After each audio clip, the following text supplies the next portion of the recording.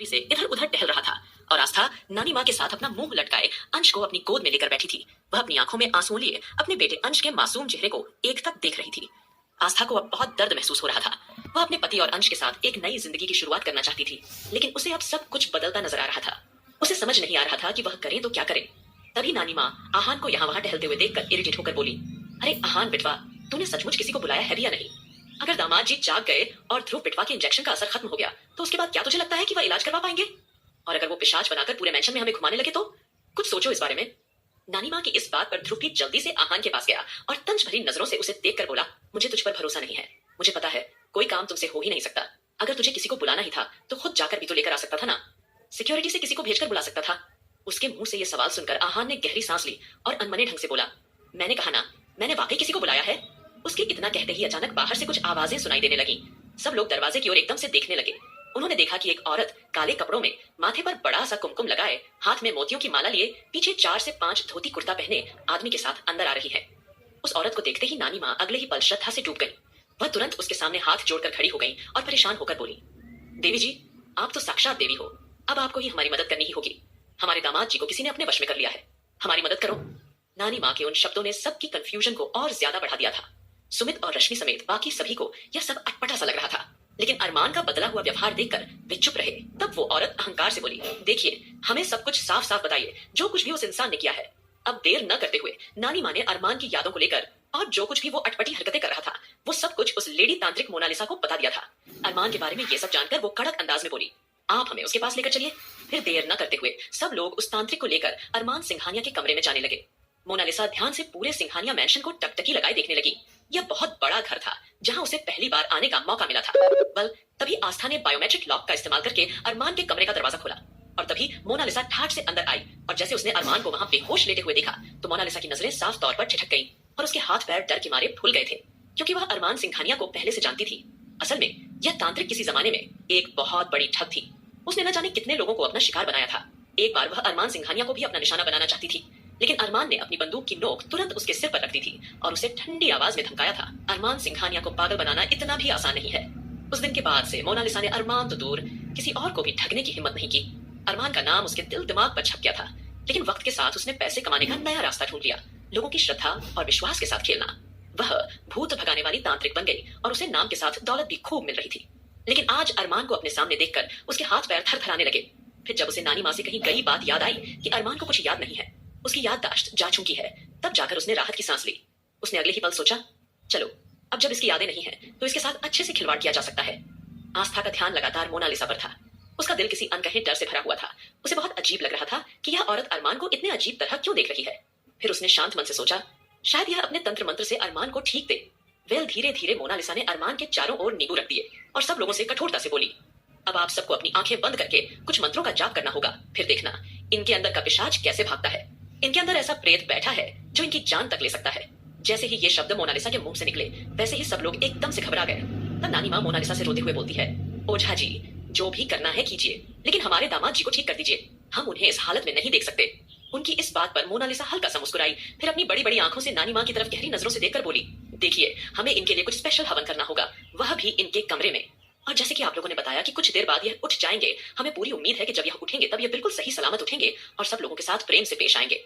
Mona Lisa के ये शब्द सुनकर कहीं ना कहीं नानी माँ तो पूरी तरह से श्रद्धा में डूब गई और जल्दी से हाथों को जोड़कर अनामिका के गोल गोल चक्कर काटते हुए बोली, आप महान हैं, आप महान हैं। आपने तो हमारे दिल की बात छीन ली।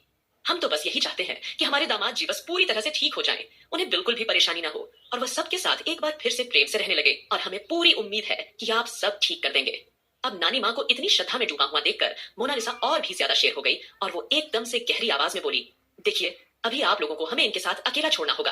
तब आस्था घबराहट में फट से बोली, बिल्कुल नहीं, मैं इस तरह से अपने पति को छोड़कर नहीं जा सकती। आस्था की इस बात पर मोनालिसा मुस्कुराते हुए बोली, देखिए, आपको हम पर भरोसा करना होगा।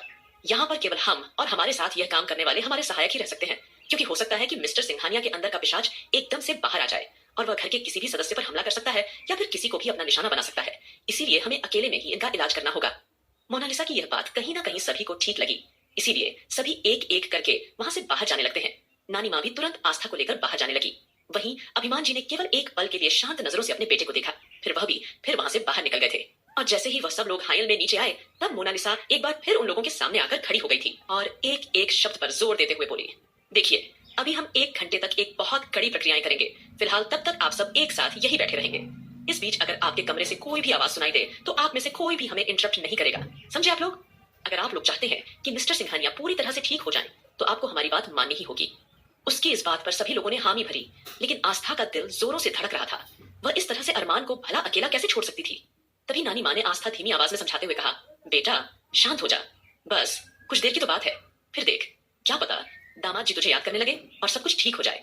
और जो वह चुड़ैल खल मूवी एक बार फिर तेरी जिंदगी में आई है, फिर देखना दामाद जी कैसे उसे सीधा करते हैं। कहीं ना कहीं नानी माँ का इशारा पूरी तरह से सजना पर था। फिलहाल अब नानी माँ की इस बात पर आस्था भी शांत हो गई और सबके सब हाय नल में बैठ गए थे।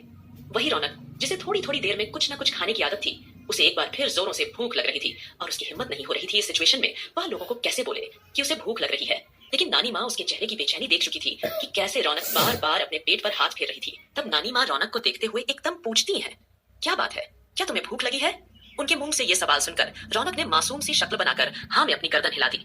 तब नानी माँ ने उसके सर पर हाथ फेरा और बोली, बेटा घर में जो कुछ हो रहा है ये तो चलता ही रहेगा, लेकिन बेटा तुम इस तरह से भूखा रहकर खुद को और अपने बच्चों को सजा नहीं दे सकती हो। रुको, अभी हम तुम्हारे लिए वसुंधरा से कहकर कुछ बनवाते हैं।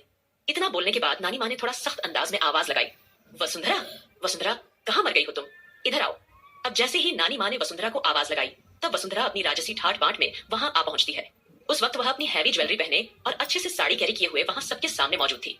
अब वसुंधरा को यूं सजा हुआ देखकर नानी माँ पूरी तरह से शॉक हो गई थी। वही सब लड़कियां और लड़के इतना ही नहीं, दादाजी स्पेशली आंखें फाड़कर वसुंधरा को अनमने ढंग से देखने लगते हैं कि अचानक से यह नौकरानी के रूप से महारानी के रूप में कैसे आ गई।